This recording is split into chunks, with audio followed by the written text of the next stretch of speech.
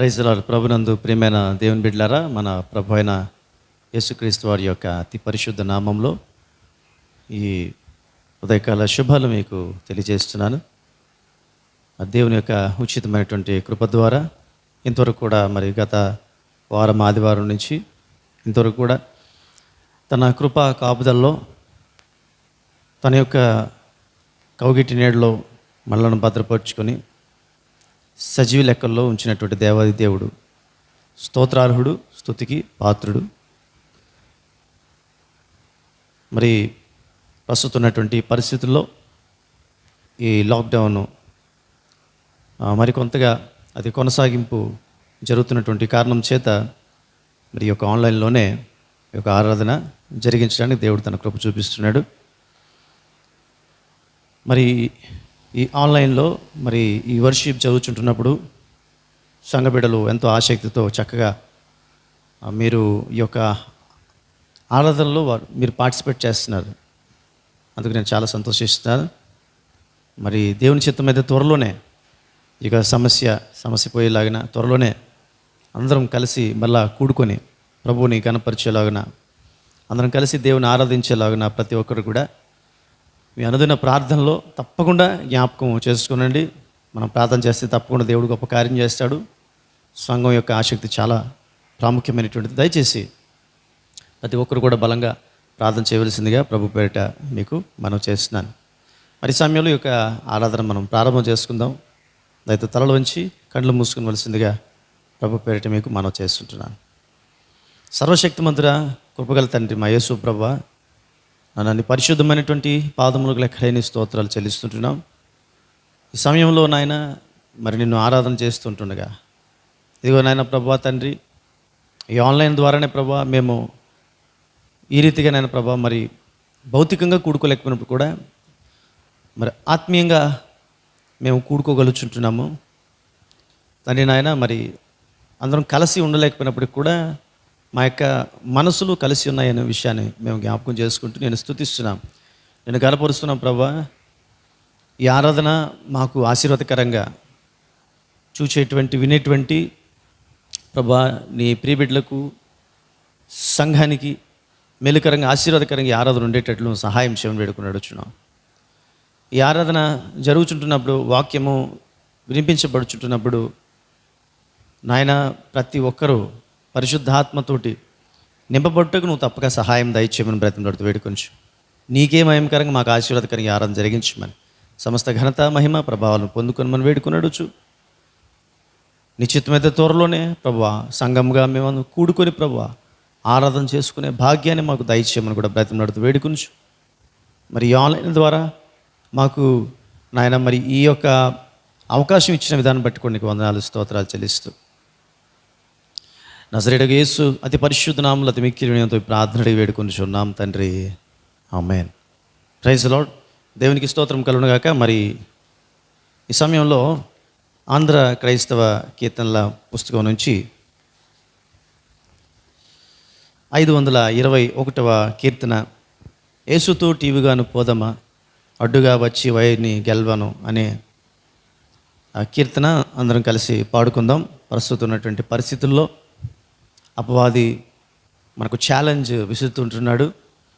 ఇలాంటి పరిస్థితుల్లో చాలా అద్భుతమైనటువంటి కీర్తన మరి దేవుని బిడ్డలు ఏసీ కిన్సింగర్ గారు మరి అద్భుతమైనటువంటి కీర్తనను మన క్రైస్తవ లోకానికి అందించారు. మరి ఈ కీర్తన మనం పాడుట ద్వారా పరిశుద్ధాత్మ చేత నింపబడదాం. నేను పాడుచుంటుండగా మేము పాడుచుంటుండగా దయచేసి మాతో కలిసి మీరు కూడా ఉన్న చోటనే తప్పక ఆంధ్ర క్రైస్తవ కీర్తనలు తీసుకోండి. కొన్ని ఉజ్జీవ కీర్తనలు సియోన్ గీతాల్లో కూడా ఉంటుంది. మీరు తప్పక పాడవలసింది మనం చేస్తున్నాం. Thank you.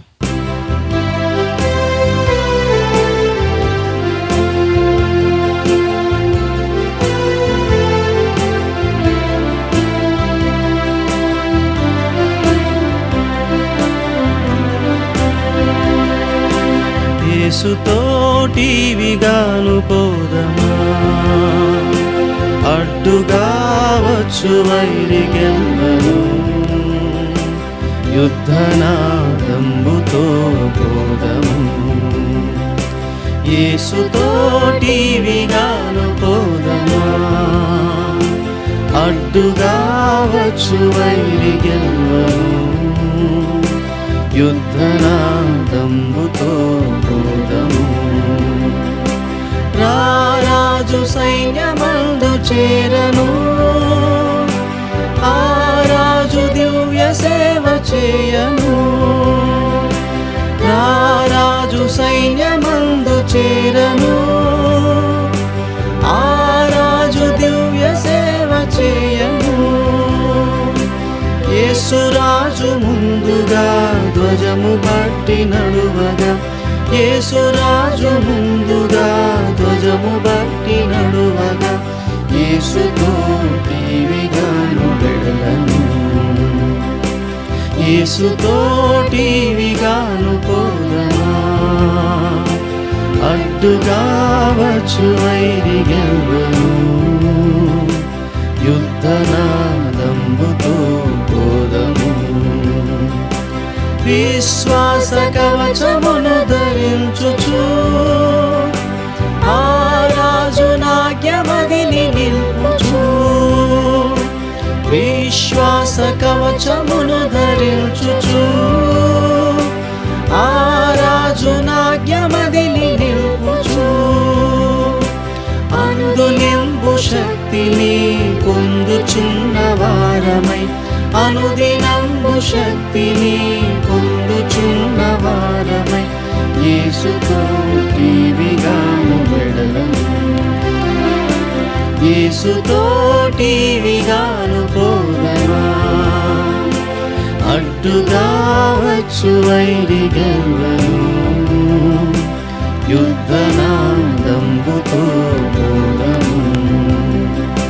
శోధనలు మనల చుట్టి వచ్చినా, సాతాను అంబులెన్ని తగిలినా, శోధనలు మనల చుట్టి వచ్చినా, సాతాను అంబులెన్ని తగిలినా, భయము లేదు మనకిగా ప్రభువు చెంతనుందుము, భయము లేదు మనకిగా ప్రభువు చెంతనుందుము.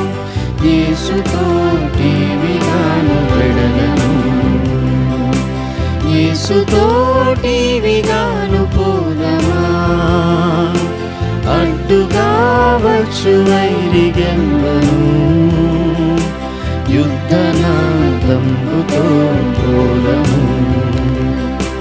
ఓ యువతి యువకులార చేరుడి, శ్రీ యేసురాజు వార్త చాటుడి.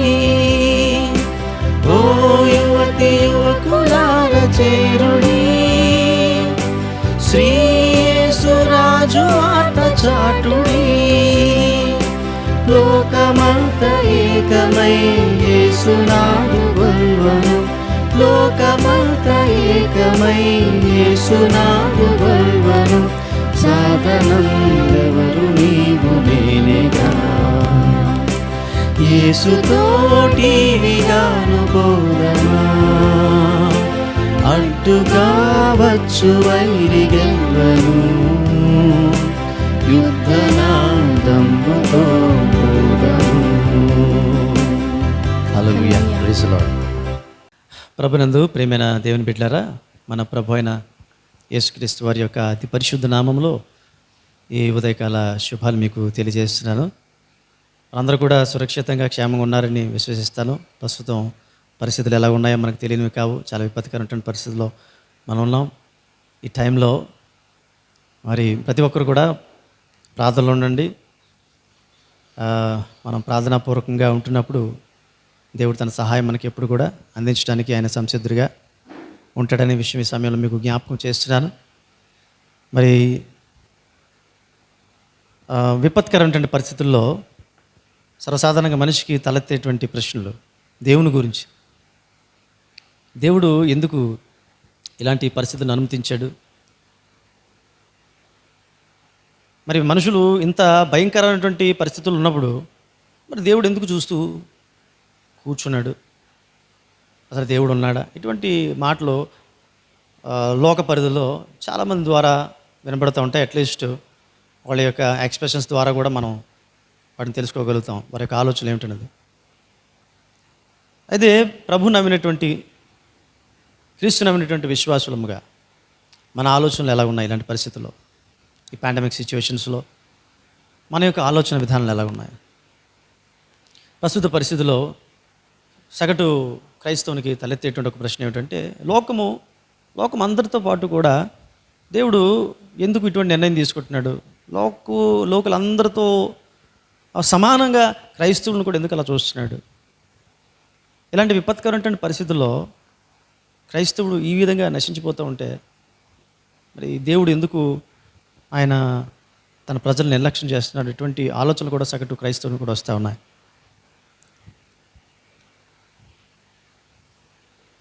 అసలు దేవునికి మన మీద ప్రత్యేకమైన చింతన ఉందా? ఆయన మన గురించి ప్రత్యేకంగా ఆలోచన చేస్తున్నాడా? మరి ఆయన ప్రజలముగా పిలబడినటువంటి మనకు ప్రత్యేకమైన భద్రత ఏమిటి? ఎందుకు ఆయన ప్రత్యేకమైన భద్రత మనకి ఇవ్వలేకపోతున్నాడు? ఇటువంటి ఆలోచన ఒక సగటు క్రైస్తవునికి వస్తూ ఉంది.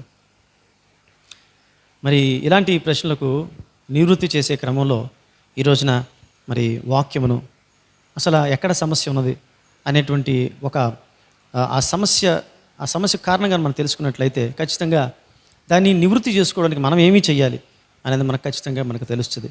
చిన్న ప్రార్థన చేసుకుంది, అది తల వంచండి, కళ్ళు మూసుకోనండి. సర్వశక్తిమంతుడా, నీకు వందనములు, స్తోత్రములు. మా హృదయ ధ్యానము, మా నోటి మాటలు నీ దృష్టికి అంగీకృతములుగా ఉండేటట్లు సహాయం చేయమని యేసయ్య అతి పరిశుద్ధ నామములో మిక్కిలినతో ప్రార్థన వేడుకుంటున్నాం తండ్రి, ఆమేన్.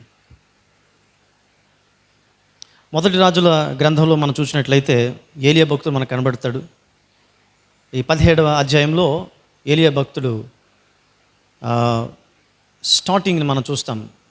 17వ అధ్యాయం నుంచి కూడా ఏలియా భక్తుడు మనకి తారసపడతాడు.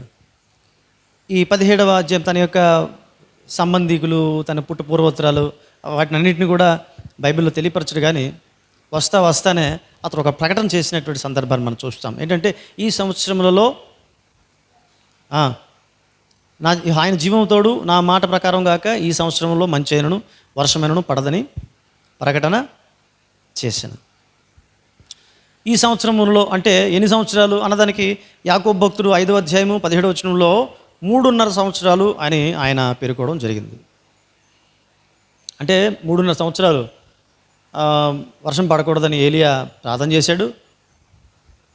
మరి ఏలియా ప్రార్థన చేసినప్పుడు 3.5 సంవత్సరాల పాటు కూడా వర్షం పడలేదు అని యాకోబు భక్తుడు తెలియపరుస్తాడు. దీని ప్రకారం 3.5 సంవత్సరాలు మరి వర్షం పడలేదు. వర్షం పడకపోతే వచ్చినట్టు సమస్య ఏమిటో మనకు తెలుసు. పంటలు ఉండవు, కరువు కాటకాలు వస్తాయి, ఇలాంటి పరిస్థితులు. ఆ టైంలో చాలా భయంకరంగా ఉంది. కరువు చాలా జటిలంగా ఉంది. ఎంత జటిలంగా ఉందంటే మనకందరికీ బాగా తెలిసినటువంటి విషయమే. ఏలియాకి కాకులతో ఆహారం పంపించాడు దేవుడు. అంటే కాకులు ఆహారం తీసుకొస్తాను కానీ బ్రతకలేనటువంటి పరిస్థితి అనమాట. మరి దేవుడు కిరీత్ వాగు దగ్గర పంపించాడు ఏలియాని. ఆ తర్వాత ఆ వాగు కూడా ఎండిపోయింది. అంటే దీన్ని బట్టి చూడండి, అన్నపానం లేకపోతే మనిషి బ్రతకడం కష్టం. ఆ సమయంలో ఏలియా వంటి వాడు బ్రతకడం జటిలమైనటువంటి పరిస్థితుల్లో ఎంతోమంది ఖచ్చితంగా చనిపోయి ఉంటారు క్షామం కారణం చేత.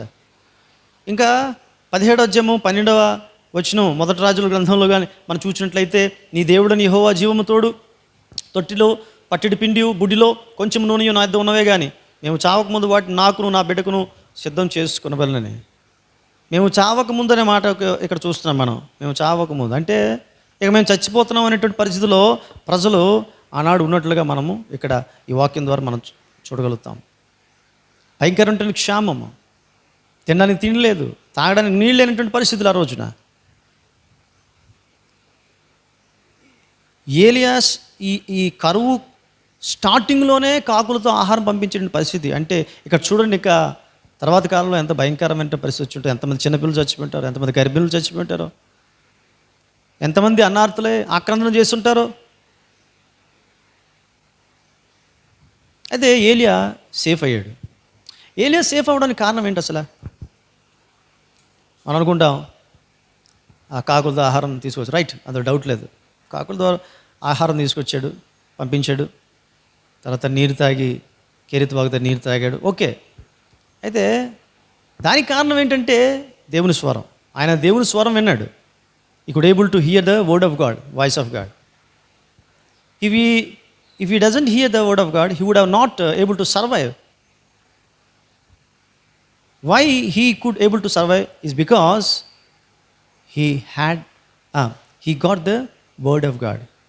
దేవుని యొక్క మాట ఎప్పుడైతే విన్నాడో ఆ మాట ద్వారా ఆయన బ్రతికాడు. అంటే ఆ మాట ఆయన వాగు దగ్గర పంపించింది, విధవరాల దగ్గర పంపించింది. కాబట్టి ఈ రోజున మనము బ్రతకాలి అంటే మనకు చాలా అవసరం. ఏంటి అవసరం అంటే దేవుని యొక్క వాక్యము అవసరము. దేవుని మాట వింటే, దేవుని వాక్యం వినబడితే, దేవుని స్వరం వినిపింపజేస్తే ఎలా ఉంటుంది?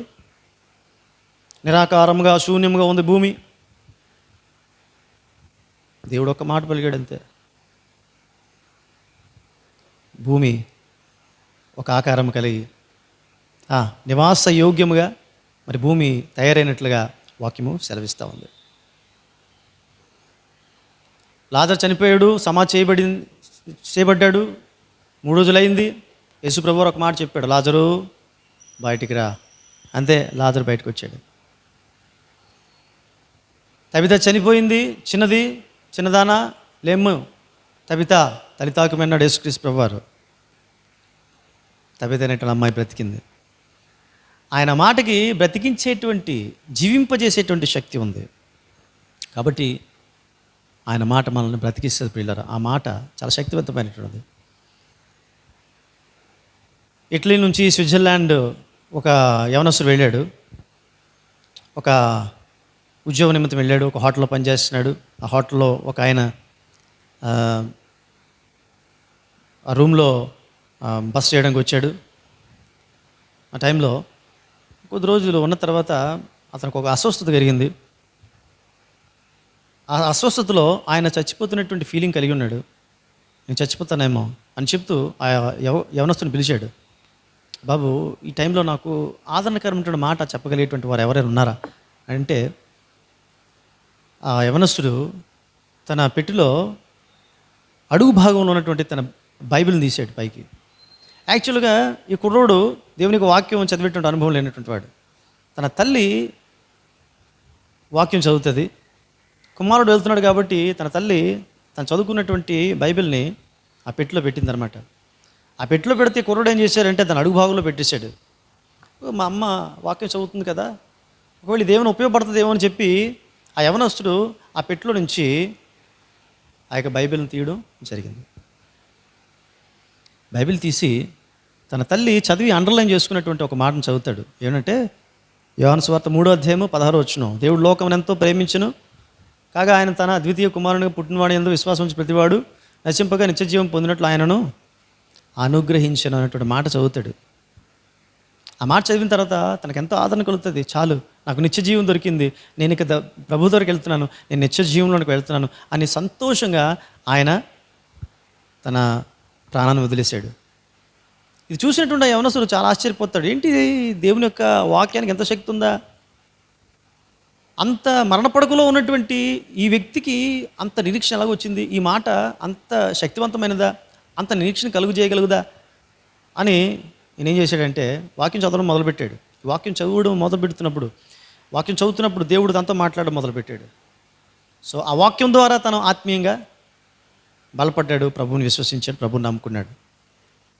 సో దేవుని యొక్క వాక్కుకు అంత శక్తి ఉంది. ఈ రోజున దేవుడి వాక్యానికి అంత శక్తి ఉంది. ఆ వాక్యానికి మనం ఎంతవరకు కూడా మనము సమయాన్ని ఇస్తున్నాం, లేదా ఆ వాక్యానికి ఎంత విలువనిస్తున్నాం, మనం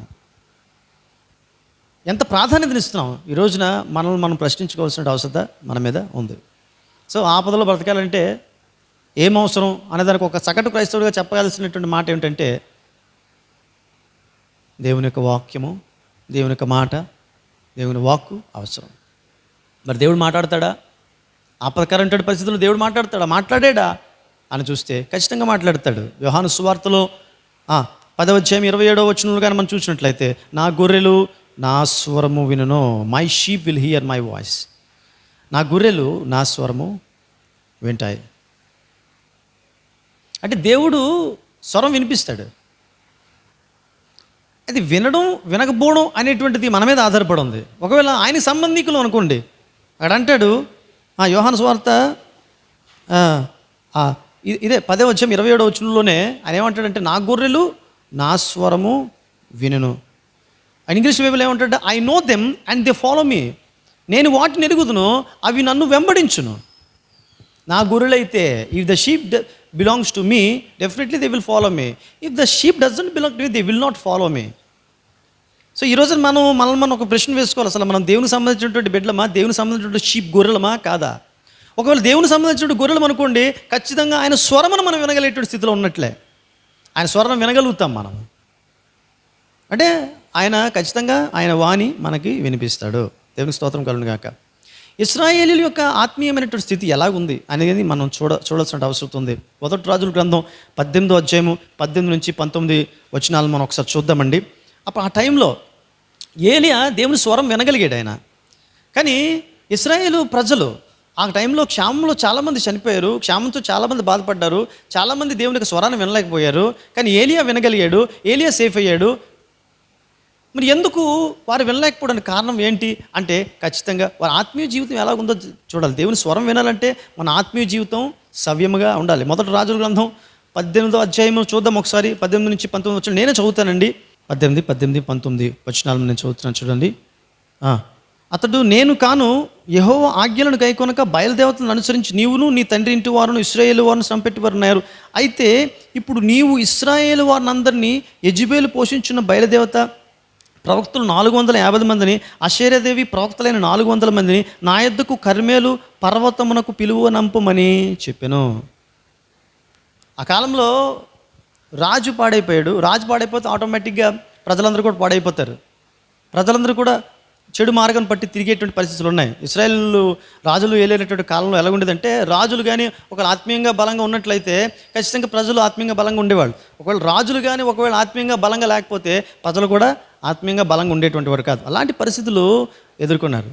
అలాంటి పరిస్థితుల్లో ఇశ్రాయేలు ప్రజల యొక్క ఆత్మీయ జీవితం, ఎందుకంటే ఆహాబు కానీ తన భార్య యెజెబెలు వారు ఆత్మీయంగా బలహీనంగా ఉన్నారు. తర్వాత వారు బయలుదేవతను ఆరాధించేటువంటి పరిస్థితులు ఉన్నారు. ఇశ్రాయేలు ప్రజలు బయలుదేవత ఆరాధనకు వారు అలవాటు పడిపోయారు. ఇలాంటి భయంకరమైనటువంటి పరిస్థితులు ఉన్నాయి. అందుకని చెప్తున్నాడు, బయలుదేవత ప్రవక్తలు రాజుని, తర్వాత ఇశ్రాయేలు ప్రజలు ఆ బయలుదేవతను ఆరాధించేటువంటి ఇశ్రాయేలు ప్రజలను కూడా పిలుస్తూ ఉన్నాడు. అక్కడ 21వ వచనంలో ఒక సవాలు విసురుతాడు చూడండి. ఏలియా జనులందరినీ దగ్గరకు వచ్చి, ఎన్నాళ్ళ మట్టుకు మీరు 2 తలంపుల మధ్య తడబడుచుందురు, యెహోవా దేవుడైతే ఆయనను అనుసరించుడి, బయలుదేవుడైతే వాడిని అనుసరించుని ప్రకటన చేయగంటే పరిస్థితి ఎలాగ ఉన్నది చూడండి. ఎంతకాలం ఇంకా దేవుడిని మీరు అనుసరించుకుంటూ ఉంటారు? ఒకవేళ అనుసరించినప్పుడు కూడా ఒక ప్రక్క దేవుడు అంటున్నారు, రెండో ప్రక్క ఏమో దేవత అంటున్నారు. ఇందులో ఎవరు నిజమైనటువంటి దేవుడు మీకు అర్థం కావట్లేదు మీకు.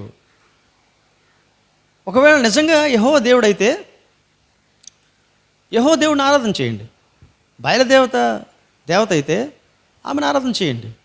సో ఇప్పుడు నేను ప్రూవ్ చేయబోతున్నానని చెప్పి అక్కడ చేసినట్టు అద్భుతం మనకు తెలిసినటువంటి విషయం. దేవుడు ఎంత అద్భుతకరంగా ఆయన తన యొక్క శక్తిని నిరూపించాడు మనకు తెలిసినటువంటి విషయమే. అంటే ఈ విషయం ఎందుకు జ్ఞాపకం చేస్తానంటే, అప్పటిలో ఇశ్రాయేలులు ఎందుకు ఇంత భయంకరమైనటువంటి క్షామానికి గురై ఉన్నారు. క్షామానికి గురైన సమయంలో ఏలియా వంటి వారు మాత్రమే ఆ స్వరాన్ని వినగలిగారు, మిగతా ప్రజలు ఆ స్వరాన్ని వినలేకపోయారు. ఏలియా సేఫ్ అయ్యాడు, కానీ ఇశ్రాయేలు ప్రజలు అనేకులు సేఫ్ కాలేకపోయారు. దానికి కారణం ఏంటంటే, దేవుని స్వరం ఎప్పుడూ ఉంటుంది, కానీ ఆ స్వరం వినిపించుకునేటువంటి పరిస్థితిలో వారు ఉన్నారా లేదా, మనం ఉన్నామా లేదా అనేటువంటిది ప్రాముఖ్యమైనటువంటి విషయం. దేవుని సంబంధి అయినటువంటి వారు దేవుని మాట వింటాడని యోహాను సువార్త 8వ అధ్యాయం 47 వచనంలో కూడా చెప్తున్నాడు. దేవుడు తన స్వరం వినిపించినప్పుడు మనకి ఏ మార్గంలో వెళ్ళాలో కూడా మనకు తెలుస్తుంది. ఆయన సవ్యమైనటువంటి మార్గంలో మనల్ని నడిపించగలిగే శక్తిమంతుడైన విషయం కూడా ఈ సమయంలో మీకు జ్ఞాపకం చేస్తున్నాను. సవ్యమైనటువంటి మార్గం మనకి ఏ దిశ, మనం ఇప్పుడున్నటువంటి పరిస్థితుల్లో అసలు ఎటు వెళ్ళాలి, ఏ దారి గుండా వెళ్ళాలి మనకు తెలియని పరిస్థితులు. అసలు మనం ఏం ఆలోచన చేయాలి, ఎలాంటి క్రమాన్ని చేపట్టాలి, మనకు తెలియని పరిస్థితుల్లో మనం ఉన్నాం. అసలు ఇలాంటి పరిస్థితుల్లో డివైన్ గైడెన్స్ అనేటువంటి చాలా ఇంపార్టెంట్ మనకి. దేవుని యొక్క గైడెన్స్ మనకు చాలా అవసరమై ఉంటున్నది. దేవుని యొక్క స్వరం వినగలిగేటువంటి స్థితిలో ఉన్నట్లయితే ఆయన ఖచ్చితంగా దిశ నిర్దేశిస్తాడు. యెషయా గ్రంథం 30:21 కానీ మనం చూసినట్లయితే, మీరు కుడికైనను ఎడమకైనను తిరిగినను ఇదే త్రోవ, దీనిలో నడువుడని వెనక నుండి ఒక శబ్దము నీ చెవిలో వినపడును. If you are willing to hear the word of God, so then the way will be declared in which way you shall follow. So దేవుని యొక్క స్వరం మనకు ఎప్పుడు కూడా దేవుని స్వరం వినబడుతుంది. అయితే ఆ స్వరాన్ని వినిపించుకోగలిగేటువంటి స్థితిలో మనం ఉన్నామా లేదా? వినిపించుకుంటే ఆయన మార్గాలు ఏమిటో మనకి వినబడతాయి. ఆయన మార్గాలు మనము కనుగొనగలుగుతాం. రైట్. మీరు కుడి తట్టుకైనను ఎడమ తట్టుకైనను తిరిగిన ఇదే త్రోవ, దీనిలో నడువుడని వెనక నుండి ఒక శబ్దము నీ చెవిలో వినబడి. ఒక ఆయన పట్టాల వెంబడి నడుచుకుంటూ వెళ్తున్నాడు. ఓ రైతు పిలుస్తున్నాడు, బాబు బాబు బాబు అని పిలుస్తున్నాడు. ఇతను వినిపించుకోవట్లేదు. ఈ స్వరము వింటా ఉన్నాడు అనమాట ఇతను. ఇంతలో ట్రైన్ వచ్చింది, తొక్కుంటూ వెళ్ళిపోయింది. ఇక్కడ మనం చూడాల్సిన విషయం ఏంటంటే, గుర్తించాల్సిన విషయం ఏంటంటే, పిలుపు వచ్చింది, పిలిచాడు అతను. కానీ ఇతనికి వినబడలేదు అనకూడదు, వినిపించుకోలేదు. వినబడలేదు అనడానికి వినిపించుకోలేదు అంటే చాలా తేడా ఉంది. అలాగే దేవుడు తన ప్రజలు ఆపదకరమైనటువంటి పరిస్థితులు ఉన్నప్పుడు ఖచ్చితంగా ఆయన తన స్వరము వినిపింపజేస్తాడు. అలాంటి పరిస్థితుల్లో ఆయన స్వరాన్ని వినడానికి మనము సిద్ధంగా ఉన్నామా లేదా అనేది మనము చాలా జాగ్రత్తగా పరిశీలన చేసుకోవాల్సిన అవసరం మన మీద ఉంది. ఒక వాగ్గేయకారుడు చక్కటి కీర్తన పాడతాడు, నీవు పలికితే నాకు మేలయ్యా, నీ దర్శనమే నాకు చాలయ్యా, నాతో మాట్లాడు ప్రభువా, నీవే మాట్లాడుమయ్యా. నీవు పలికితే నాకు మేలు, నేను బ్రతుకుతాను. అవును, ప్రభువు పలికితే ఖచ్చితంగా ప్రభు పలికితేనే మనం బ్రతుకుతాం. కేవలం ప్రభువు పలికితే సరిపోదు. ప్రభువు మాట మనము వినిపించుకుంటేనే బ్రతుకుతాం. అదవుతుంది కదండి. తెల్లారి లేచిన దగ్గర నుంచి కూడా ఇప్పుడు ఉన్నటువంటి పరిస్థితుల్లో యూట్యూబ్లో ఏ టిప్స్ చెప్తారు, ఎవరు ఏ సందేశం ఇస్తారు, ఎవరు ఏ అడ్వైస్ ఇస్తారు, అది ఎంత పాటించేద్దాం అనే ఆలోచనతో ఈ రోజున తెల్లవారు ప్రారంభమవుతుంది, అలాగే రాత్రి గడిచిపోతుంది. ఏ టిప్స్ దొరుకుతాయి? ఒక సగటు క్రైస్తవునిగా మనము ఈ రీతిగా ఆలోచన చేయొచ్చా? ఈ రీతిగా ముందుకు వెళ్ళొచ్చా? నో. తెల్లవారు లేస్తే ఈ రోజున దేవుడితో మనం సాంగత్యం చేయాలి. దేవుని ఒక వాక్యం చదువుతున్నప్పుడు దేవుని యొక్క ఆలోచన మనకు తెలియపరుస్తాడు. ఈ మధ్యకాలంలో ప్రజలు మనుషులతో మాట్లాడుతున్నారు, డివైసులతో మాట్లాడుతున్నారు. ఓకే గూగుల్ అని చెప్తూ ప్రశ్నలు అడుగుతూ ఉన్నారు. అంటే గూగుల్తో మాట్లాడుతున్నారు. అంటే they have time to talk with Google, but they do not have time to talk to God. ఎంతమంది ఈ రోజున దేవుని సన్నిధిలో ప్రార్థన చేస్తున్నారు? ఎంతమంది చచ్చిపోయారట, అలా ఉందట చెప్పుకోవడం సరిపోతుంది సమయం. దానికి సంబంధించినటువంటి టిప్స్ చూడడానికి సమయం సరిపోతుంది. ఎంతమంది దేవుని సన్నిధిలో ప్రార్థన చేస్తున్నారు? ప్రభువా, ఏంటి పరిస్థితి, ఎలా ఉంది నాయన తండ్రి, నీ మాట ఏమిటి నాయన, నీ స్వరం వినిపించు నాయన. I want to hear your voice, I want to hear your word, I want to be comforted by you lord. నీ ద్వారా నేను ఆదరణ పొందుకోవాలనుకుంటున్నాను. అసలు నీ ఉద్దేశం ఏంటి, నీ చిత్తం ఏంటి నాయన, మాట్లాడు తండ్రి, తెలియపరచున్నాను. ఎంతమంది ప్రార్థన చేస్తున్నారు, డివైసులతో మాట్లాడుతున్నారు, ఫోన్లతో పిచ్చాపాటికి అనేకులతో సంభాషణ చేస్తున్నారు. ఏ టిప్స్ దొరుకుతాయా అని మీడియాల ద్వారా వెంబడి వెళ్ళిపోతున్నారు. కానీ దేవుడు ఏం మాట్లాడబోతున్నాడు, దేవుని స్వరము ఎలా వినిపించబోతున్నాడు, ఆయన ఉద్దేశాలు ఏమిటి అని ఎంతమంది ఈ రోజున ఆలోచన చేస్తున్నారు? ప్రియమైన వాళ్ళారా, నోవహు కాలానికి మనం వెళ్దాం.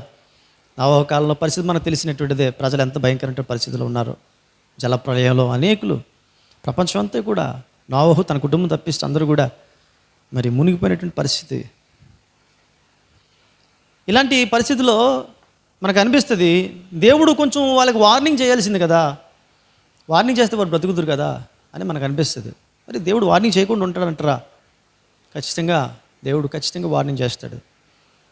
నోవహుకి చెప్పినటువంటి కాలానికి 400 సంవత్సరాలు దేవుడు గ్యాప్ ఇచ్చాడు. ఆ గ్యాప్లో ఏం జరిగింది?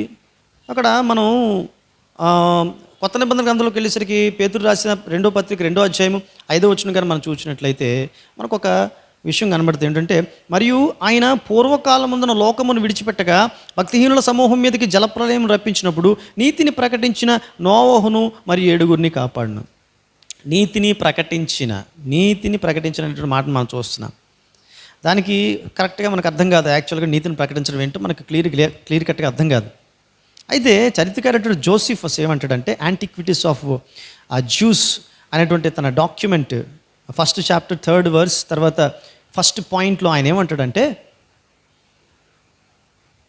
నోవహు తన ప్రజలను జీవితాలు మార్చుకోమని, తమ యొక్క మనసులు మార్చుకోమని, తమ మనసులను దేవునికి అనుకూలంగా త్రిప్పివేయమని, ఒకవేళ మీరు మారినట్లయితే ఖచ్చితంగా దేవుడు తన ఆలోచనలను మార్చుకుంటాడు, తప్పకుండా మీరు మరణించకుండా మీరు జీవిస్తారు అని చెప్పి నోవహు చాలా కష్టపడి వారి యొక్క మనసును మార్చడం చాలా ప్రయత్నం చేశారంటే ఈ విషయాన్ని జోసిఫస్ తెలియపరుస్తాడు.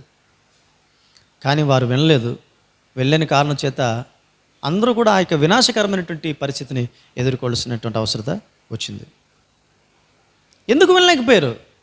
దేవుని స్వరం రాక కాదు, నోవహు ద్వారా దేవుని స్వరం వచ్చింది. But they could not hear. Why అంటే 6వ అధ్యాయము 2వ వచనాన్ని కానీ మనం చూసినట్లయితే, ఆది కాండంలో మనం చూసినట్లయితే, దేవుని కుమారులు నరుల కుమార్తెలు చక్కని వారిని చూచి వారందరిలో తమకు మనసు వచ్చిన స్త్రీలను వివాహమును చేసుకుని, అంటే ఎవరికి ఇష్టం వచ్చిన రీతిలో వారు జీవించాలని అర్థం. సింపుల్గా చెప్పాలంటే తమకు మనస్సు వచ్చినట్లు. ఈరోజు నా సెకండ్ వేవ్ రావడానికి కారణం ప్రఖ్యాతిగాంచినటువంటి పండితులు చెప్పేటువంటి విషయం అశ్రద్ధ, నిర్లక్ష్యం. ఎవరికి వారు తమ ఇష్టానుసారంగా జీవించారు. మాస్క్ పెట్టుకోలేక, సోషల్ డిస్టెన్స్ పాటించక, ఇష్టానుసారమైనటువంటి గుంపులుగా తిరుగుట కారణం చేత ఈ సమస్య వచ్చిందని క్లియర్ కట్గా చెప్తున్నారు. అంటే ఎవరు మనసుకు వచ్చినట్లు వారు జీవిస్తే వచ్చినటువంటి ముప్పు ఇలాగే ఉంటుంది. నేను నా ఇష్టానుసారంగా జీవిస్తాను, ఈ జీవితం నాది అని నువ్వు అనుకుంటే కుదరదు. ఎందుకంటే ఈ జీవితంలో దేవుడు మనకు ఒక ప్రధానమైనటువంటి పాత్రను పోషిస్తున్నాడు. మన జీవితం విషయంలో దేవుడు ప్రధానమైనటువంటి పాత్ర పోషిస్తున్నాడు. ఎందుకంటే ఈ జీవితాన్ని మనకు వరముగా అనుగ్రహించినటువంటి వాడు దేవుడు. కాబట్టి మనం దేవుని యొక్క అధికారంలో ఉండడానికి ఎప్పుడు కూడా ఇష్టపడాలి. నా జీవితం నా ఇష్టం, నా ఇష్టానుసారంగా నేను జీవిస్తాను అని కానీ ఒకవేళ ఆలోచన చేసినట్లయితే గడిచినంత కాలం కూడా గడిచిపోతుంది. కానీ ఒకరోజు ఖచ్చితంగా దేవునికి దొరికేస్తాం. నా ఇష్టానుసారంగా నేను ఉండడానికి అవకాశము లేదు. నా మనసుకు నచ్చినట్లు నేను చేయడానికి అవకాశం లేదు. దేవునికి ఏది ఇష్టమో నాకు అది మనసుకు నచ్చినప్పుడు కూడా అది దేవునికి ఇష్టమా కాదా? ఒకవేళ దేవునికి ఇష్టం కాకపోతే దాన్ని విసర్జించాలి. దేవుని ఇష్టం ఏంటో తెలుసుకోవాల్సిన అవసరం మన మీద ఉంది. మన మనస్సుకు నచ్చినట్టుగా దేవుని మనసుకు నచ్చినట్టు మనం జీవించాలి. నవకాలంలో వారి మనస్సుకు నచ్చినట్లు ఇష్టానుసారముగా ఎలాంటి వరుసలు లేకుండా దేవుని యొక్క కుమారులుగా పిల్లలుంటాడు దేవుని దూతలు సైతము మరి అక్రమమైనటువంటి సంబంధము మనుష్య కుమార్తెలతో పెట్టుకున్నట్లుగా మనం చూడగలుగుతాం. అంతేకాదు చాలా భయంకరమైనటువంటి వికృతి జీవితం వారు జీవించారు. భయంకరమైనటువంటి జారత్వం, భయంకరమైనటువంటి పురుష సంయోగము, భయంకరమైనటువంటి వ్యభిచారం చేయటం కారణం చేత వారు దేవుని మాటను వారు వినలేకపోయారు. ఎప్పుడైతే ఆత్మీయ జీవితంలో మనం చల్లారిపోతామో దేవుడు స్వరం వినిపిస్తాడు. అయితే ఆ స్వరము మనము వినలేం.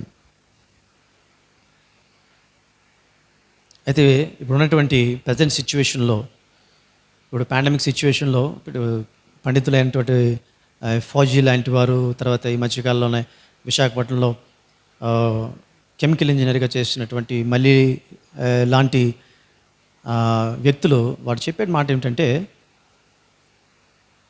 ఇప్పుడున్నటువంటి పరిస్థితుల్లో మనం ఎన్ని ట్రీట్మెంట్ తీసుకున్నప్పుడు కూడా, ఎన్ని వ్యాక్సిన్స్ వేసుకున్నప్పుడు కూడా దానికంటే ముందు చేయాల్సింది ఏమిటంటే లాక్డౌన్.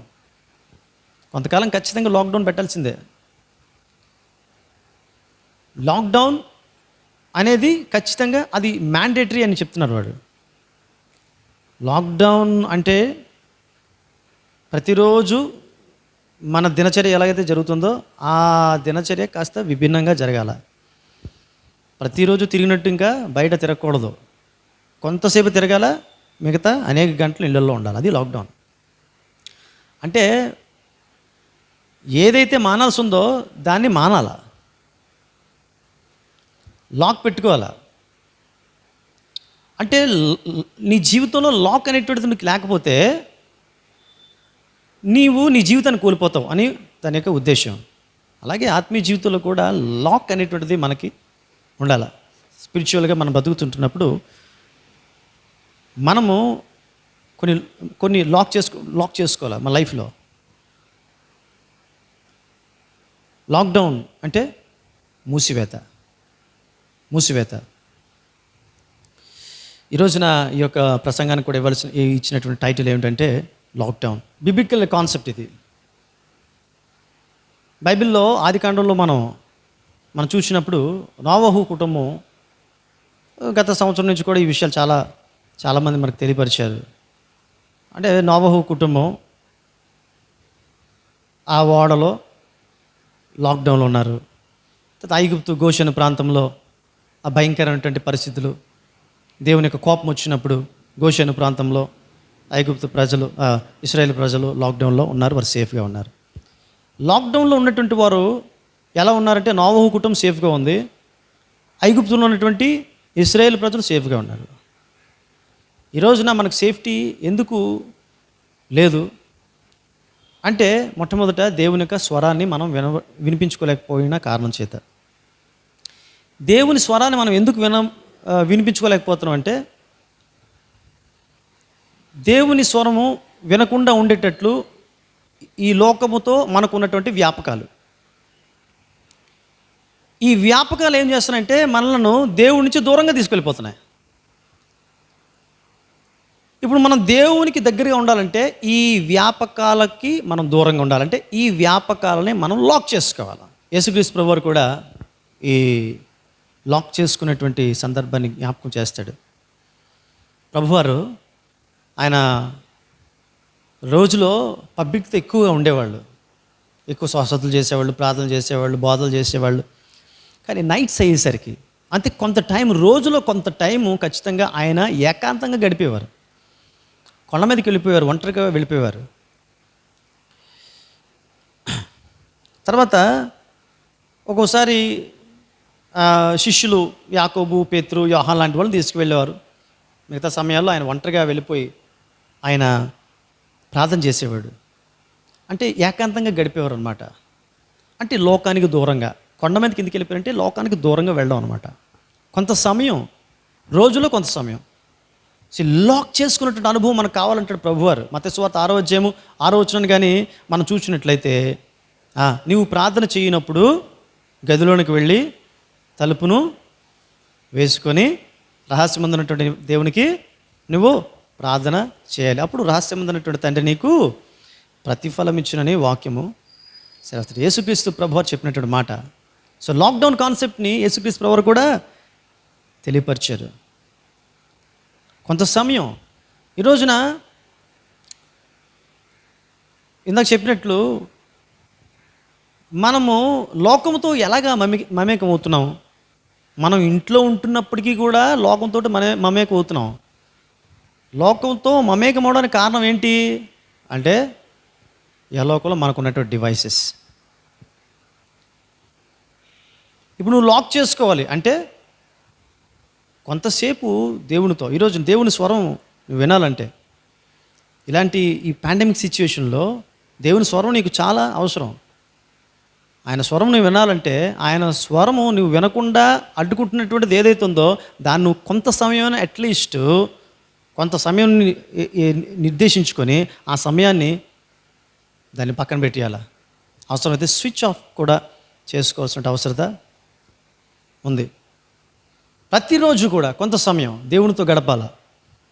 దేవుని మాట ఏమిటో తెలుసుకోవాలంటే, దేవుని ఆలోచన ఏంటో తెలుసుకోవాలంటే, దేవుడు ఏం మాట్లాడబోతున్నాడో తెలుసుకోవాలంటే, ఏమి సంభవించబోతుందో తెలుసుకోవాలంటే ఒకవేళ నీ యొక్క సమస్యను ఆయన హృదయపూర్వకంగా వినాలి అంటే ఖచ్చితంగా నీ లైఫ్లో కొంత టైంను దేవుని కోసం స్పేర్ చేయాలి. దేవుని కోసం కొంత టైం స్పేర్ చేయాలంటే ఖచ్చితంగా ఈ లోకంతో కొంత టైంని మనమును కొంత టైము లోకమును రిజెక్ట్ చేయాలి. లోకము తర్వాత దేవుడి నుంచి మనల్ని దూరం చేసేటువంటి ప్రతి వాటిని కూడా కొంతసేపు మనం దూరం చేసుకోగలిగితే దేవుని యొక్క స్వరాన్ని మనము వినగలుగుతాం. కొంతమంది అనవచ్చు,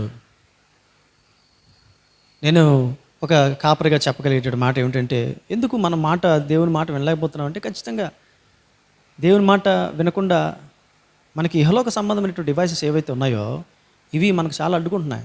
ఈ రోజున మీడియాస్లో మనకు చాలా వచ్చాయి. యూట్యూబ్ ఉంది, ఫేస్బుక్ ఉంది, ట్విట్టర్ ఉంది, ఇన్స్టాగ్రామ్ ఉంది, టెలిగ్రామ్ ఉంది. వీటన్నిటితో కాలం గడిచిపోతూ ఉంది. ఇవన్నీ కూడా మనల్ని పరలోక రాజ్యాన్ని తీసుకెళ్ళగలుగుతాయా? వీటి ద్వారా మనకు ఆదరణ కలుగుతుంది. అట్లీస్ట్ ఈ రోజున వాటి ద్వారా మనకు కలిగేది ఆదరణ కాదు కదా, భయం కలుగుతూ ఉంది. ఒక డాక్టర్ గారు చెప్తున్నారు, ఈ రోజున చాలామంది చనిపోవడానికి కారణం భయం కారణం చేస్తే చనిపోతున్నారు. అందుకని వాళ్ళు చెప్పేది ఏంటంటే, అట్లీస్ట్ అన్యులుగా వారు చెప్పేటువంటి మాట ఏంటంటే, అట్లీస్ట్ కొంతసేపు వాటికి దూరంగా ఉండండి, ఆ యొక్క వార్తలను మీరు వినకండి అని చెప్తున్నారు వారు. ఎస్, బైబిల్ కూడా చెప్పేది అదే ప్రియమైన వాళ్ళారా. మనం దేవునితో సంభాషించలేని స్థితిలో ఉన్న కారణం చేతనే మనం భయపడిపోతున్నాం. అసలు మనం ఏమి చేయాలి, మనం బ్రతకాలంటే ఏం చేయగలుగుతాం, లేదా ఒకవేళ ఈ లోకంలో నుంచి ఒక నిష్క్రమించాల్సిన పరిస్థితి కూడా వస్తే మనం ఎలాగ సిద్ధపడాలి అనేటువంటిది కూడా మనం తెలుసుకోలేకపోతారు. కారణం ఏంటంటే దేవునితో గడపడానికి సమయము లేదు. ఆ కారణం చేత దేవుడు మనకు స్వరం వినిపిస్తున్నప్పుడు కూడా ఆ స్వరాన్ని వినిపించుకునే స్థితిలో ఉన్నాం. అందుకనే కొంతసేపు దేవునితో మనం మమేకం కాకుండా మనల్ని ఆపుతున్నటువంటి ఆ డివైసెస్కి లాక్ని పెట్టుకోవాల్సిన అవసరం ఉంది. ఈ మాట చెప్పడానికి నాకు కొంచెం ఇబ్బందే, ఎందుకంటే అందరూ కూడా అంత ఈజీగా తీసుకోరు, దాన్ని సింపుల్గా తీసుకుంటారు. కొంతమంది తిట్టుకుంటారు కూడా. లాక్ చేసుకోవాలంటే ఖచ్చితంగా కొద్దిసేపు దేవునితో గడపాలంటే even your phone has to be switched off for a while until your conversation with God is completed. దేవునితో నీ సంభాషణ ముగిసే వరకు కూడా, దేవునితో నీవు గడిపేటువంటి సమయం ముగిసే వరకు కూడా స్విచ్ ఆఫ్ చేసుకోవాలి. అప్పుడు అనొచ్చు, అయ్యా స్విచ్ ఆఫ్ చేస్తే మరి ఎలాగవుతుందండి, చాలా ఇంపార్టెంట్ కాల్స్, ఈ టైంలో ఎవరికైనా ఏమైనా సమస్య వస్తుందేమో, కష్టం వస్తుందేమో, ఆ కష్టం వచ్చినప్పుడు మరి ఆ కాల్స్కి మేము అందుబాటులో ఉండాలి కదా. ఒక విషయం గుర్తుంచుకోండి, మనము ఆ కాల్స్ను రిసీవ్ చేసుకోవడం వల్ల మనం చేసేది ఏమీ ఉండదు. ఒకవేళ వాళ్ళు సీరియస్గా ఉన్నారనుకోండి, సీరియస్గా ఉన్నారా అని చెప్పడం తప్పితే మనం ఏం చేయలేం. ఏం చేయగలమా? ఏమీ చేయలేం. రైట్, మనం ఏమీ చేయలేం. కాబట్టి మనం ఒకటి చేయగలుగుతాం ఆ టైంలో. అంటే దేవునితో కొంతసేపు గడుపుతున్నప్పుడు ఏమవుతుందంటే, మనము దేవుని సన్నిధిలో ప్రార్థన చేస్తూ ఉంటాం. మనం దేవుని సన్నిధిలో ప్రార్థన చేస్తున్నప్పుడు మనం కాల్స్ రిసీవ్ చేసుకోవడం వలన మనం వారికి ఏం ఉపకారం చేయలేము. కానీ ఆ సమయం దేవునితో గడిపితే ఖచ్చితంగా మన ప్రార్థనా జీవితం ఎవరైతే కష్టంలో, ఇబ్బందుల్లో, ఆపదలు ఉన్నారో వారికి తప్పకుండా అది మేలుకరంగా, వారికి సహాయకరంగా ఉండగలుగుతుంది. ఏసీటీసీలో మరి నేను బీడీ విద్యను అభ్యసిస్తుంటున్నప్పుడు మాకు ప్రీచింగ్ టూర్స్ జరుగుతూ ఉంటాయి. సర్వసాధారణంగా బ్యాచెస్గా మాకు గ్రూప్ వైజ్గా ప్రీచింగ్ టూర్స్ జరుగుతాయి. అలాగే మరి మాకు ప్రొఫెసర్ ఒక ఆయన స్వామిరాజు గారిని, మంచి భక్తిపరుడు వారు, కానీ వారి సతీమణి భారతమ్మ గారు మంచి భక్తిపరులు వాళ్ళు. మరి వాళ్ళ టీంతో ప్రీచింగ్ టూర్కి వారు వెళ్ళడం జరిగింది. వెళ్ళినప్పుడు ఆ టూర్లో వారికి ఆయనకు ఫోన్ వచ్చింది. మంచి స్వార్థ పరిచర్య చేస్తున్నటువంటి సమయంలో ఫోన్ వచ్చింది. తన కుమార్తె చావు బ్రతుకుల మధ్య ఉంది, తీవ్రమైనటువంటి ఫిట్స్ వచ్చాయి, అర్జెంటుగా బయలుదేరమ్మని. అప్పుడు సహచరులు, స్టూడెంట్స్ కూడా చెప్పారు, సార్ మేము చూసుకుంటాం, ఇప్పుడు ప్రీచింగ్ టూర్ మేము ముగిస్తాం, మీరు మాత్రం వెళ్ళిపోండి అని చెప్తే మాత్రం స్వామిరాజు గారు ఏమాత్రం కూడా ఇష్టపడలా. ఆయన ఏమన్నారంటే,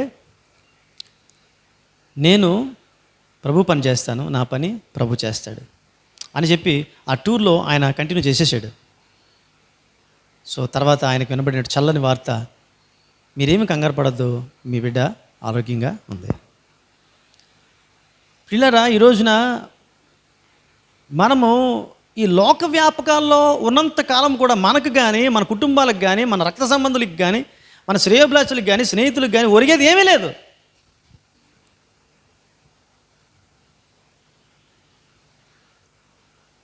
మనం ఎప్పుడైతే దేవునితో ఎక్కువసేపు గడుపుతూ ఉంటామో దాని వలన మనకు కానివ్వండి, మనకు సంబంధించిన మన సంబంధికులందరికీ కూడా ప్రయోజనం కలుగుతుంది. ఈ విషయం చాలా జాగ్రత్తగా గుర్తించండి. సరే, ఇంకొక మాట ఏంటంటే, ఆఫ్ చేసుకోకుండా మేము ఫోన్లు ఎత్తామండి ఆ టైంలో అనుకోవచ్చు. అంత ఈజీ అయినటువంటి విషయం కాదు. సియోను పాటలు సంతోషముగా పాడుచు సియోను వెళ్ళుదాము. ఈ పాట పాడుతున్నాం మనం. పాట పాడుతున్నప్పుడు ఫోన్ వస్తుంది. పాట పాడుతున్నప్పుడు చెప్తారు, మన బెడ్లో ఎవరో ఒకరు చెప్తారు, అత్తమ్మ అని అంటారు అనుకుందాం. ఎత్తద్దు, మనం దేవునిలో ఉన్నాం కాబట్టి ఇప్పుడు ఎత్తకూడదు, దేవునితో గడుపుతున్నాం కాబట్టి ఎత్తకూడదు అని అంటాం, బాగానే ఉంటుంది. కానీ మన నోరు పాట పాడుతూ ఉంటుంది. ఏమని? సియోను పాటలు సంతోషం. మన ఆత్మ మాత్రం, మా అత్తమ్మ ఎలాగున్నదేమో, ఏమేమి జరిగిందో, ఏ అపాయం వచ్చిందో అని మన మనసు అలా పాడుతూ ఉంటుంది అనమాట. అంటే మనం ఏకదృష్టిని దేవుని మీద, ఏకాగ్రతను మనం కలిగి ఉండలేకపోతాం. దేవుని మీద ఏకదృష్టి, ఏకాగ్రత లేకపోతే దేవుని స్వరం మనం వినలేము.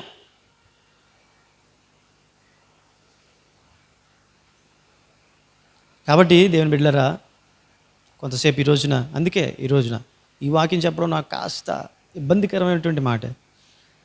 ఎందుకంటే మనం ఈ టైంలో దేవుని స్వరం వినడానికే ఇష్టపడాలి. ఇప్పుడు కూడా నోవహు తన ప్రజలకు తమ పాపపు జీవితాన్ని విడిచిపెట్టండి, దేవుడు మాట్లాడుతున్నాడు, ఆ స్వరము వినండి అని నోవహు చెప్తున్నప్పుడు ఆ ప్రజలు వినలేకపోయారు. పిల్లరా, ఆ ప్రజలు ఎందుకు వినలేకపోయారంటే, ప్రజలు తమకు ఇష్టం వచ్చినటువంటి రీతిలో వారు జీవిస్తూ ఉన్నారు, తన మనసుకు నచ్చినట్లు జీవిస్తూ ఉన్నారు. మనం ఎందుకు వినలేకపోతామంటే, మన మనసుకు నచ్చినట్లు మనం జీవించినప్పుడు మనం దేవుని యొక్క స్వరాన్ని వినలేము.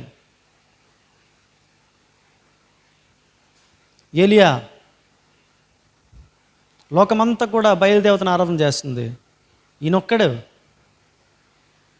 జీవము గల దేవుని ఆరాధన చేస్తున్నాడు. ఈయనకు దేవుని స్వరం వినబడుతుంది. లోకమంతా కూడా మాయలో ఉంది, దేవుని స్వరం వారికి వినబట్టలేదు. వారు క్షామము అనేటువంటి ఒక దుర్గతికి పాలయ్యారు. ఈ రోజున ఎలాంటి దుర్గతి ఉన్నప్పుడు కూడా, ఈ లోకంలో ఎలాంటి దుర్భరమైనటువంటి పరిస్థితులు ఉన్నప్పటికీ కూడా, ఖచ్చితంగా ఈ దుర్భర పరిస్థితుల్లో మనం దేవుని స్వరాన్ని కానీ వినగలిగితే, దేవుని స్వరాన్ని కానీ మనం వినగలిగితే, ఖచ్చితంగా అసలు దేవుని ఉద్దేశాలు మనకు తెలుస్తాయి. మన హృదయానికి నెమ్మది, స్వాంతన కలుగుతుంది. ఈ లోకం అంటుంది, మీరు బ్రతకాలంటే లాక్డౌన్ పెట్టుకోండి, లాక్డౌన్ ఒకటే బలమైనటువంటి మార్గం. అలాగే మన ఆత్మీయంగా బ్రతకాలి అంటే, దేవుని స్వరం వినాలి అంటే, మనం కూడా ఆత్మీయ జీవితంలో లాక్డౌన్ అనేటువంటి ఆ కాన్సెప్ట్లోకి మనం రావాలి. స్పిరిచువల్గా దేవుల్లో ఎదగాలి అంటే ఖచ్చితంగా కొన్ని లాక్స్ చేసుకోవాలి. ఎప్పుడైతే లాక్ చేసుకుంటామో అప్పుడు మాత్రమే దేవుని స్వరాన్ని మనము వినగలుగుతాం, మనం జీవించగలుగుతాం. ప్రార్థన చేద్దాం. దయతో తలలు వంచండి, కళ్ళు మూసుకోనండి.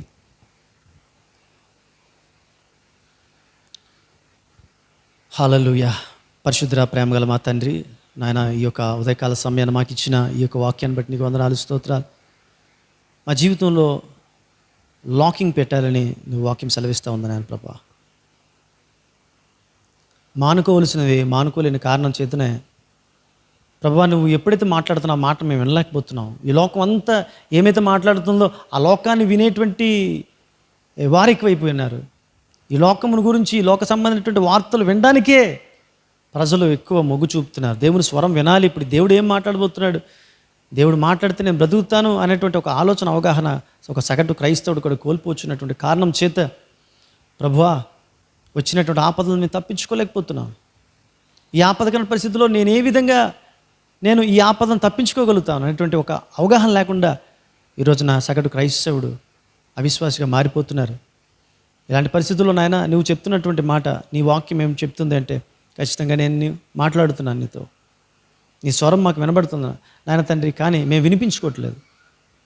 నువ్వు ఎప్పుడు కూడా పిలుస్తున్నావు, నా గొర్రెలు నా స్వరం మేము వాక్యం సెలవిస్తున్నావు. మేము నీ గొర్రెలమైతే ఖచ్చితంగా మేము వింటాం ప్రభువా, ఆ స్వరం ఖచ్చితంగా మాకు వినబడుతుంది.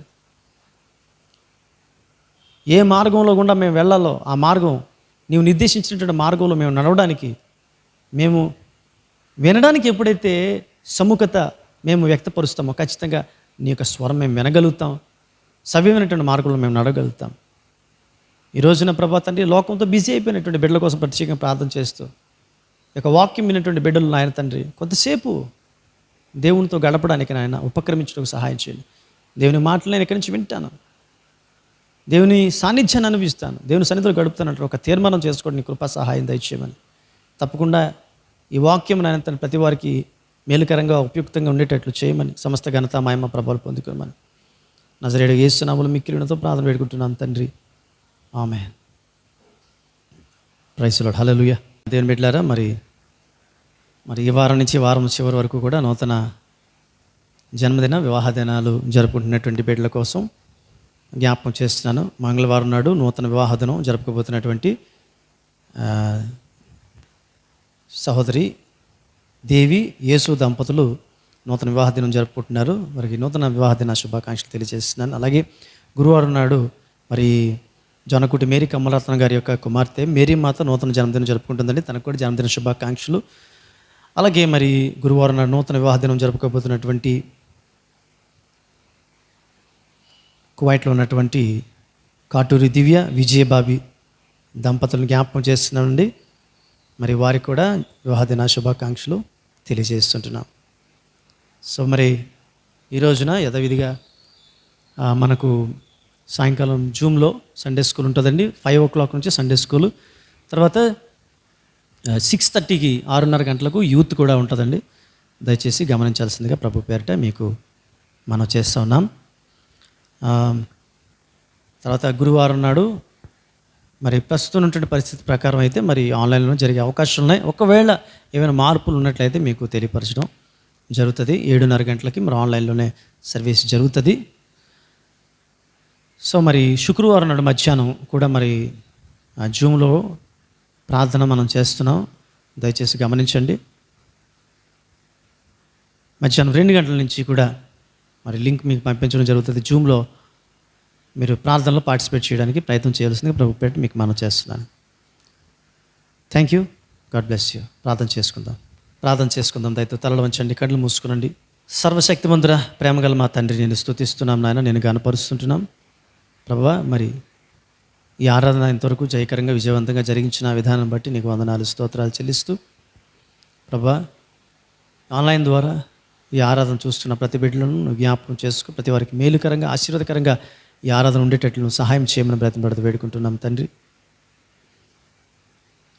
ప్రభు విన్నటువంటి వాక్యం ప్రతి వారికి ఉపయోగకరంగా మేలుకరంగా ఉండేటట్లు సహాయం చేయమని వేడుకుంటున్నాం నాయన. మరి గత దినముల్లో నాయన, గత వారము సహోదరి నాయన నాగారపు శాంతి గారి యొక్క అక్కగారు, మరి వారి యొక్క హస్బెండ్ నాయన మరి పరమపదించున్నారు ప్రభా. ఆ కుటుంబంతో కూడా నాయన మరి బాధలు ఉంటుండగా వారిని ధైర్యపరచండి, బలపరచండి నాయన ప్రభా. వృద్ధాప్యంలో ఉన్నటువంటి రూత్ అమ్మగారికి కూడా కావలసిన ధైర్యము, నెమ్మది వారికి కలుగు చేయమని కూడా బ్రతిమలాడుతూ వేడుకుంటున్నాం నాయన. అలాగే నేను యవనస్తుడు సాయి కోసం ప్రార్థన చేస్తున్నాం. మరి తండ్రి కూడా నాయన ప్రభా, తనైనా మరి తీవ్ర అనారోగ్యంతో బాధపడుచున్నారు, ఆయన ముట్టి స్వస్థపరచును ఆయన. మరి వారి కుటుంబంలో కూడా కొంతమంది బలహీనత ఉన్నారు, వారి తల్లి సహోదరి, వారిని కూడా నాయన నువ్వు ముట్టి స్వస్థపరచమని బ్రతిమలాడుతూ వేడుకుంటున్నాము స్వామి. మహాలక్ష్మి భర్త డానియల్ రాజు కోసం ప్రార్థన చేస్తున్నాం ప్రభా నాయన. డానియల్ రాజు కూడా పరిపూర్ణంగా కోలుకోవడం సహాయించండి. హాస్పిటల్ ట్రీట్మెంట్ తీసుకుంటున్నాడు నన్ను బిడ్డ. మానక ప్రార్థన చేస్తున్నాం బిడ్డ కోసం. తండ్రి దానికి సంపూర్ణ స్వస్థత దయచేయండి. అలాగే నాయన మరి పాపరత్న గారి యొక్క అల్లుడు రమేష్ గారి కోసం ప్రార్థన చేస్తున్నాం. నీ కృపను బట్టి నాయన తండ్రి విజయవంతంగా హాస్పిటల్ నుంచి తీసుకొచ్చావు నాయన. మరి ఆయన పరిపూర్ణంగా కోలుకోవడానికి సహాయం తెచ్చని సంపూర్ణ స్వస్థత వరకు కలిగించి మనం బ్రతిమలాడుతూ వేడుకొంచున్నాం. అలాగే నాయన ప్రభువా, రాజు అనే సహోదరుడి కోసం ప్రార్థన చేస్తున్నాం. ఆ బిడ్డ కూడా తన మరి క్రిటికల్ కండిషన్ ఉన్నట్లుగా మరి నాయన మరి సహోదరి విజయ చెప్పి ఉంటుండగా రాజును ముట్టండి, స్వస్థపరిచిన సంపూర్ణమైన ఆరోగ్యం దయచేయం బ్రతిమలాడుతూ వేడుకొంచున్నాం నాయన. మరి దైవజనులైనటువంటి ఆనందరావు గారు నాయన, మరి మా యొక్క పొరుగు పాస్టర్ గారు నాయన, మరి వారు తీవ్రమైన అనారోగ్యంతో బాధపడుచున్నట్లుగా మరి చెప్పి ఉన్నారు. దయచేసి నాయన పాస్టర్ గారిని నువ్వే జ్ఞాపకం చేసుకుని ఆయనకు సంపూర్ణ స్వస్థత దయచేయమని బ్రతిమలాడుతూ వేడుకుంటున్నాం. అలాగే నేను తన మట్టపర్తి ప్రవీణ్ సత్యమణి విజయ కోసం ప్రార్థన చేస్తున్నాం. అమ్మాయికి నాయన మరి డెలివరీ డేట్ దగ్గర పడుచుంటున్నది. దయచేసి నాయన ఆ బిడ్డ విజయవంతంగా ప్రసవం జరుగుటకు సహాయం దయచేయండి. తల్లి బిడ్డలను క్షేమంగా ఆరోగ్యంగా కాపాడమని బ్రతిమలాడుతూ వేడుకుంటున్నాం తండ్రి. ఎల్ఐసి మోజస్ గారి యొక్క కుమారుడు ఆశిక్ కోసం ప్రార్థన చేస్తున్నాం. కేరళ నుంచి క్షేమకరంగా రప్పించిన విధానం బట్టి నీకు వందనాలు, స్తోత్రాలు. ఆశిక్ని దీవించండి, ఆశీర్వదించండి. ఆయన బిడ్డకు కావలసిన ఆరోగ్యం దయచేయండి ప్రభు. కుటుంబానంతని దీవించమని వేడుకుంటున్నాం. అలాగే నాయన తండ్రి నాయన మరి సహోదరులు ఆయన కాకర సత్యనారాయణ గారిని బట్టి సందులో ప్రార్థన చేస్తున్నాం. మరి ఆయన కూడా తన నాయన బలహీనత నుంచి కోలుకున్నారు. నేను నీకు లెక్కలేని స్తోత్రాలు. ఆయన ఇంకా పరిపూర్ణంగా కోలుకోవడం సహాయం, సంపూర్ణ ఆరోగ్యం దయచేయండి. సహోదరులు నేర్పల్లి రమణ గారి కోసం ప్రార్థన చేస్తున్నాం. ఆయన కూడా నాయన కోలుకున్నారు ప్రభా. నీ కృపను బట్టి ఇంకా పరిపూర్ణంగా కోలుకోవడానికి సహాయం చేయండి నా తండ్రి. నాయన మా యొక్క మరి తండ్రి కజిన్ బ్రదర్ జాన్ కోసం ప్రార్థన చేస్తున్నాను. ఆయన బిడ్డ మరి తండ్రి మరి స్టంట్స్ వేసినట్లుగా చెప్పి ఉన్నారు నాయన తండ్రి. దయచేసి ఆయన జాన్ను ముట్టండి, స్వస్థపరచండి. తనకు కూడా సంపూర్ణమైనటువంటి ఆరోగ్యం కలుగు చేయమని బ్రతిమలాడుతూ వేడుకుంటున్నాం నాయన. నేను ఇంకా ఈ పాండమిక్ సిచ్యువేషన్లో చాలామంది తీవ్ర అనారోగ్యాలకి గురైపోయింటున్నారు తండ్రి. నీ పాదాలను పట్టుకుంటున్నాం. రోజుకి నాయన ఎంతోమంది యొక్క విషాదకరమైన వార్తలు మేము వింటున్నాం. ఈ పరిస్థితుల్లో ప్రభా నాయన ధైర్యాన్ని కోల్పోయేట పరిస్థితులు వస్తుంటున్నాయి. ఇలాంటి పరిస్థితుల్లో మమ్మల్ని బలపరచండి, ధైర్యపరచండి. నీ కృప మాకు తోడుగా ఉంచండి. నీ స్వరం మాకు వినిపించండి. వినిపించుకోగలిగేటువంటి స్థితిలో మమ్మల్ని ఉంచమని బ్రతిమలాడుతూ వేడుకుంటూ ఈ ప్రార్థనను ఆలకించమని వేడుకుంటూ సంఘ బిడ్డలందరినీ సురక్షితంగా కాచి కాపాడని తను నేను ఎవ్వరూ ఇక్కట్లో ఉన్న వారు అందరినీ కాచి కాపాడండి. కొంతమంది విషయంలోనైతే మరి కాన్ఫిడెన్షియల్గానే మేము ఉంచుతూ మేము వ్యక్తిగతంగా ప్రార్థన చేస్తున్నాం ప్రభా. మరి ఎవరి కోసం అయితే మేము ప్రార్థన చేస్తున్నాం వారు సురక్షితంగా ఉండేటట్లు చేయండి. మా సంఘ పెద్దలందరినీ దీవించండి, విశ్వాసాలందరినీ దీవించండి, కాచి కాపాడమని వేడుకుని నజరేయుడగు యేసు అతి పరిశుద్ధ నామములో అతి మిక్కిలి వినయంతో ఈ ప్రార్థన వేడుకుంటున్నాం తండ్రి, ఆమేన్. మన పరమ తండ్రి అయిన దేవుని ప్రేమ, మన ప్రభువు ఆయన ప్రియకుమారుడు యేసుక్రీస్తు వారి కృప, ఆదరణకర్త పరిశుద్ధాత్మ అన్యోన్య సహవాసం, నడిపింపు, కాపుదల, సకల ఆశీర్వాదాలు సదాకాలం మనకు తోడే కాపాడి నడిపించుగాక, ఆమేన్. ఆశీర్వాదంబుల్ మా మీద వర్షింపజేయుమీశా, ఆశతో నమ్మియున్నాము నీ సత్య వాగ్దత్తము. ఈ మాహి మీద కృమ్మరించుము దేవా, క్రమ్మార ప్రేమ వర్షంబు కృమ్మరించుము దేవా, ఆమేన్. అందరికీ వందనాలండి. సమాధానంతో సెలవు పుచ్చుకుందాం. God bless you. దేవుడిని బహుగా దీవించి ఆశీర్వదించి నడిపించుగాక, ఆమేన్.